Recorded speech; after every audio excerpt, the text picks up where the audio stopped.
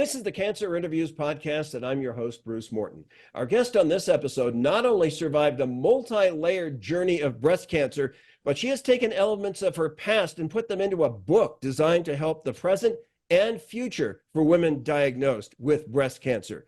Christine Handy of Miami, Florida, has a message that is equal parts unique and powerful. And now it's time to hear her story. So, Christine, welcome to Cancer Interviews. Thank you for having me. And we like to start out the way we always do, and that's to find out a little bit more about your life away from cancer. So if you would, tell us a bit about where you're from, what you do for work, and when time allows, what you do for fun.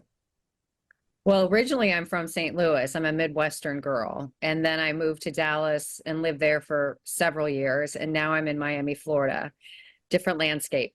I am a motivational speaker. I am a model. I've been a model for over 40 years, currently more of a runway model.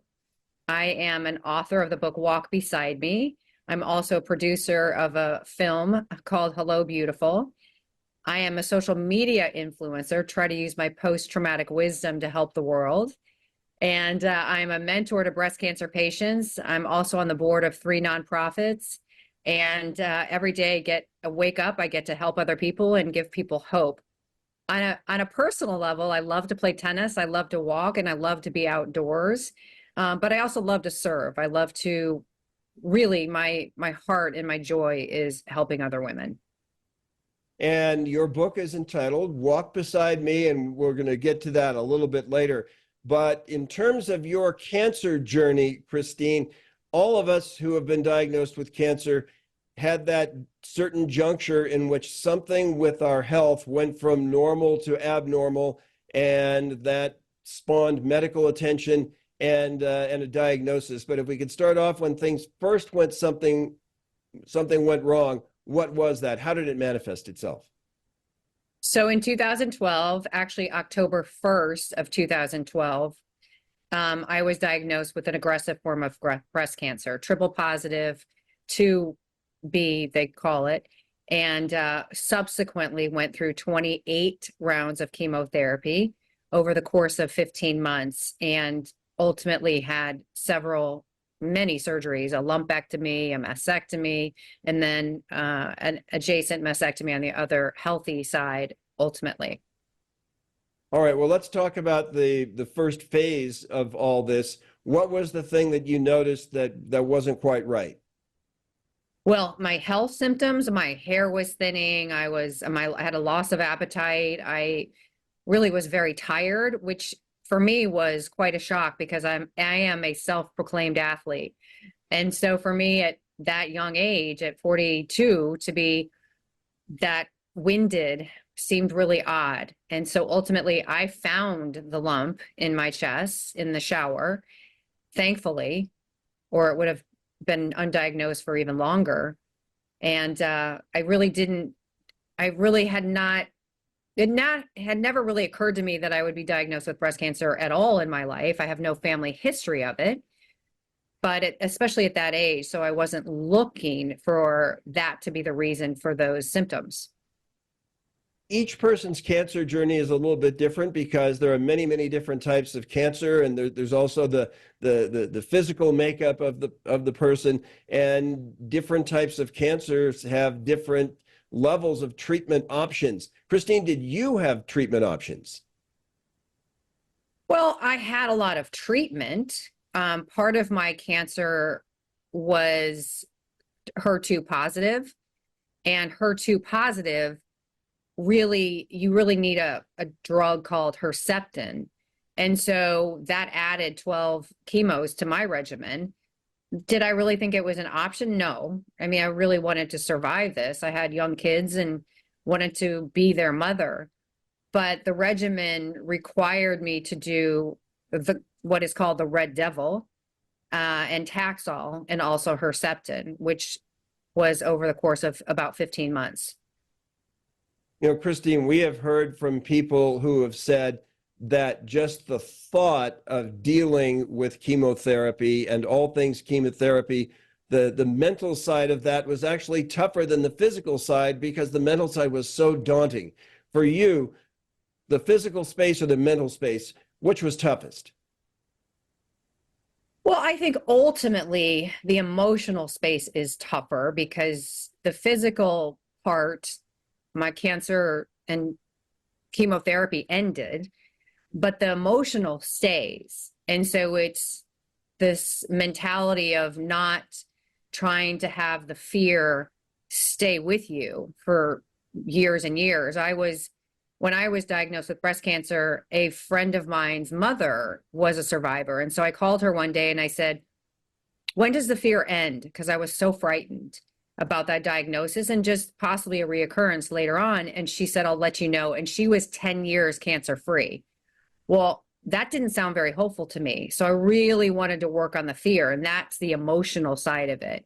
And I just started to focus on the hope and started to try to eliminate the fear aspect. And it took a long time, but I feel like I've nailed that part of it. By the way, we're confident you'll be able to learn some tips and tools to help you through your personal cancer journey. But first, we'd like to ask you to please give us a like, leave a comment or review below, and share this story with your friends. Kindly click on the subscribe button below and click on the bell icon. That way you'll be notified the next time we post an interview. And if you or a loved one are facing a cancer journey, please click on the link in the description and show notes below to check out our free guide, The Top 10 Things I Wish I Knew When I First Got Cancer. And finally, we want to remind you that on Cancer Interviews, we are not purveyors of medical advice. If you are seeking any sort of medical opinion, medical advice, please consult a licensed professional healthcare professional.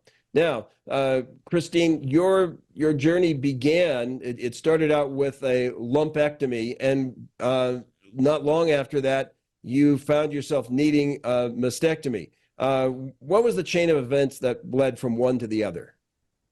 Well, ironically, I'd had an arm issue the year prior to cancer. I had an infection in my right arm called osteomyelitis. It's a bone infection, which is really difficult to get rid of. So I had a PICC line for a long time, I think about 6 weeks, maybe longer.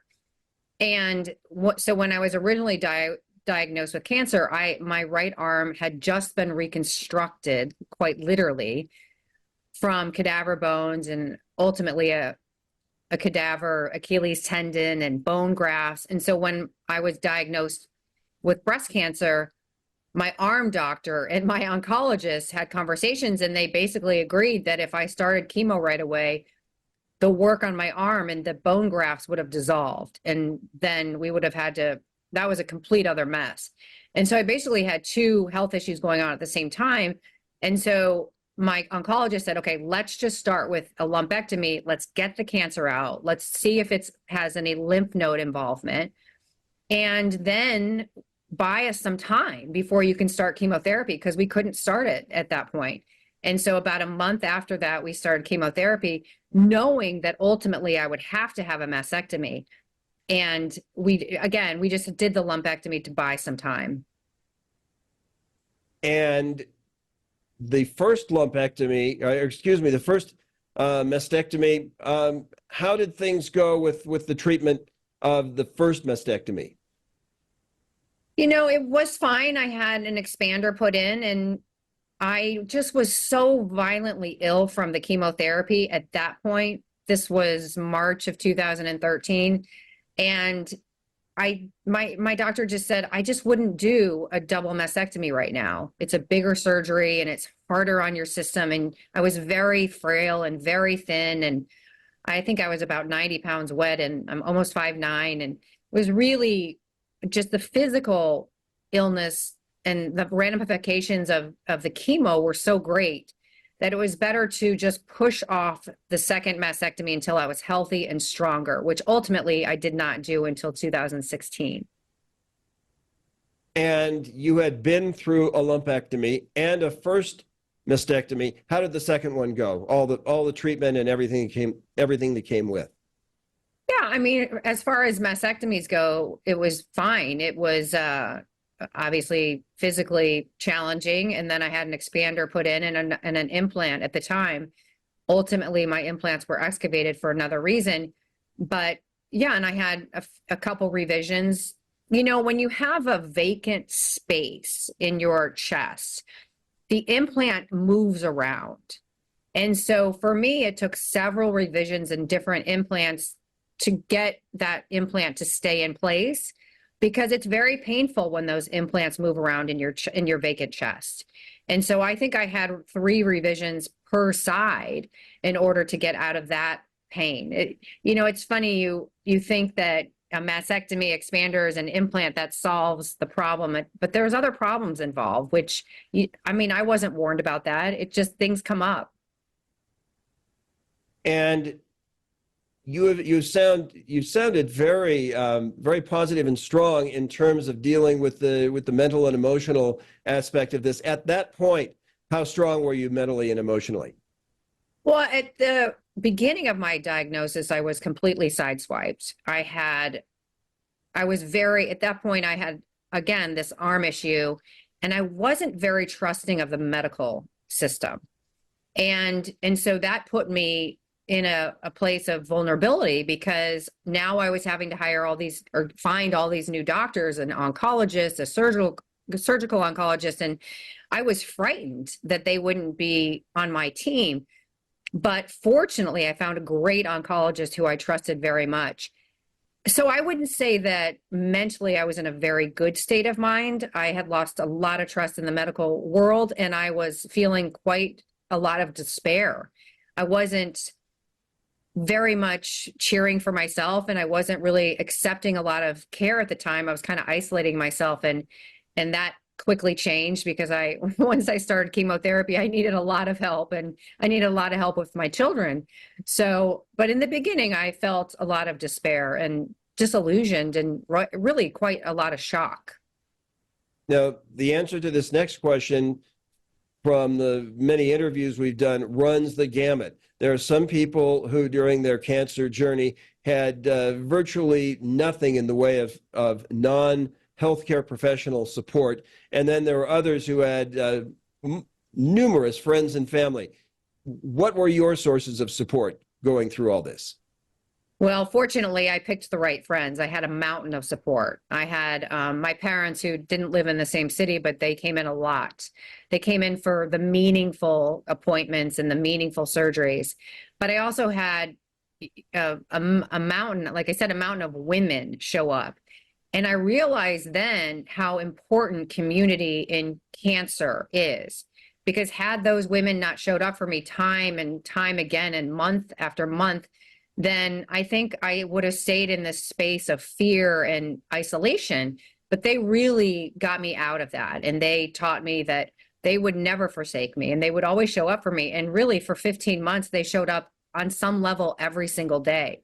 It is so critical to help people during that time of despair, illness. There's really nothing like physical and mental support.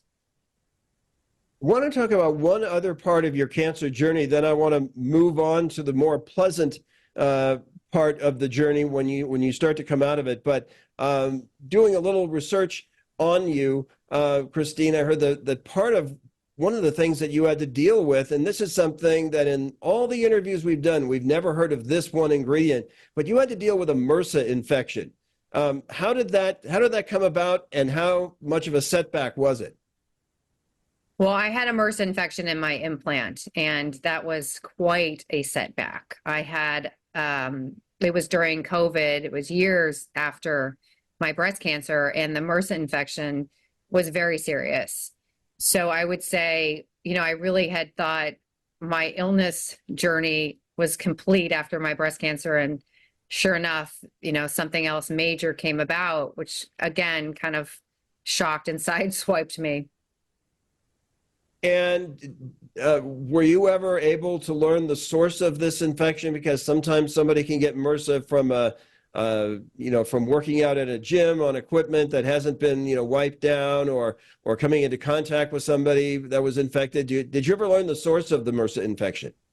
I really didn't. I think that a lot of doctors were guessing, but nobody knows for sure. In fact, that was exactly what they said to me. Nobody knows for sure where you get this type of infection. Now, I had been in and out of the hospital for 3 months with that infection, and they were treating me for a staph infection. But sometimes if you're treated for a staph infection and the medication is not correct, it's trial and error, then it can turn into a MRSA infection, which ultimately mine did. But when your care team says they're not sure where it came from, I almost cringed asking this question because I'm afraid of how difficult that must have been. But how unsettling was that? Well, it's like a cancer diagnosis. You know, if I knew why or how I got cancer, it would be an easier way to live. Well, I'm not going to do or eat those things or drink those things ever again, right? To prevent it. It's the same as any type of illness like that, a MRSA infection. If I knew this systemically where it came from, then of course I would try to prevent whatever started it.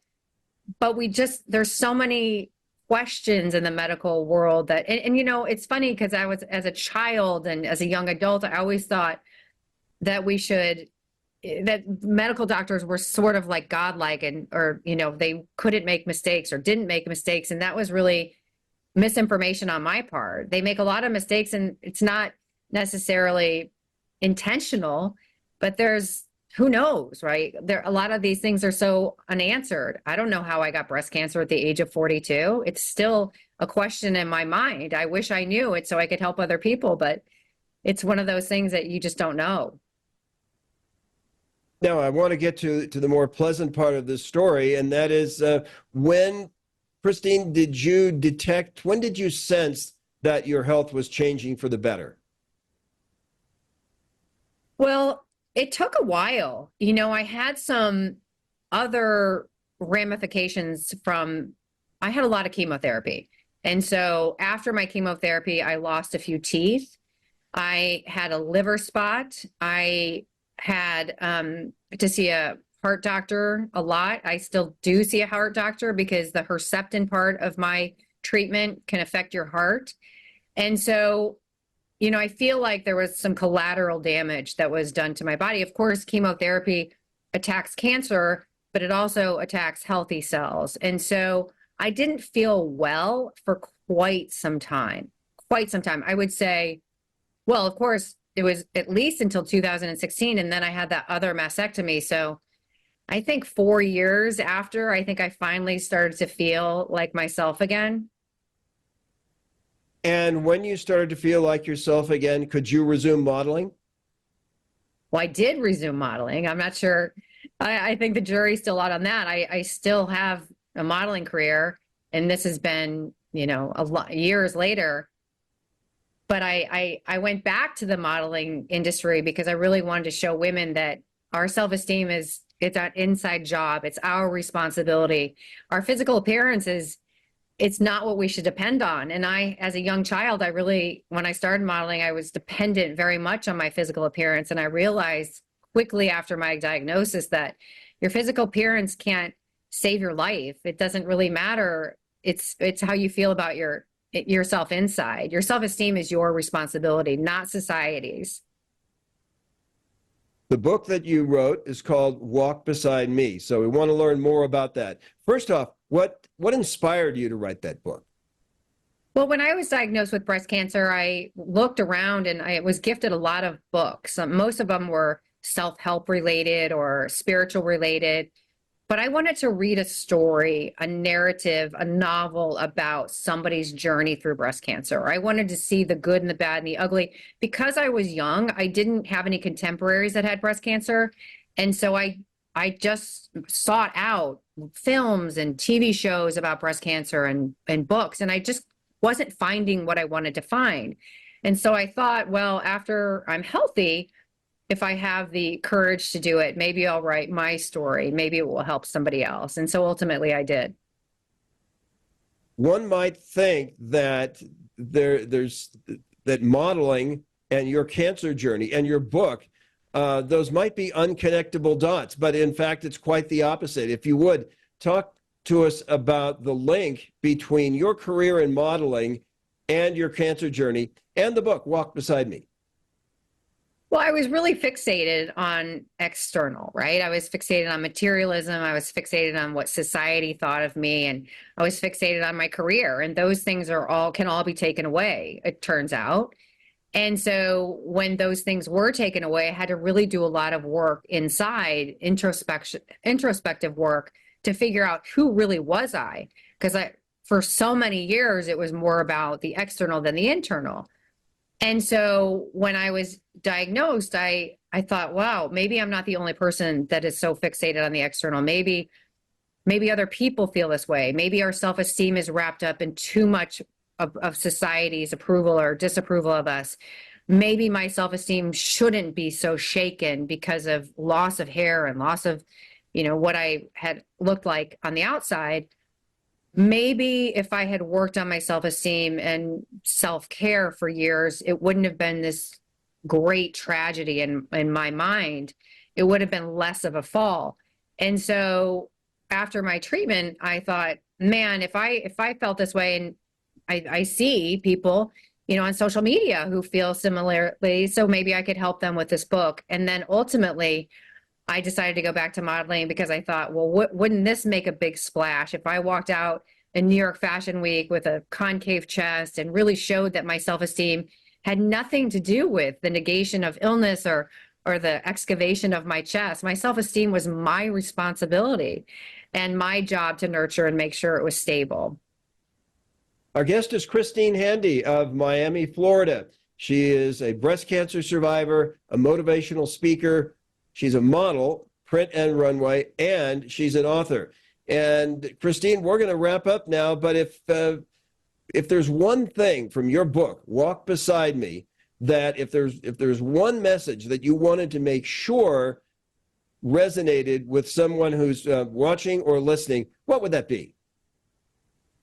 Well, I think in the beginning of my journey, I was really hesitant to ask for help because I think in society we are taught, as at least I was, that we can do anything, we can do it alone. And really, the cancer journey shouldn't be traveled through alone. And so I would say, get rid of the ego that says that, you're tough and you can do it. We're all tough, but doing it alone is not a great idea. And so once I left my ego and pride behind, I was more able to accept help from other people. And the other thing I would say is, give yourself the grace that you so freely give other people. Once we start giving ourselves grace, our life really can change. All right, Christine, thanks very much for some wise words and an inspiring story. Again, the name of your book is Walk Beside Me. And if somebody wanted to get that book, how do you best recommend they go about it? I particularly like Amazon. It's easy and quick. So yes, I would start there. All right, fabulous. Christine, thanks very much for sharing your story. Thanks for being with us on Cancer Interviews. Thank you. And we want to remind you, as we always do when we wrap up, that if you or a loved one are on a cancer journey, you are, as Christine said, not alone. There are people out there like Christine. There are books out there like Walk Beside Me that can be of help to ease your cancer journey. So until next time, we'll see you on down the road.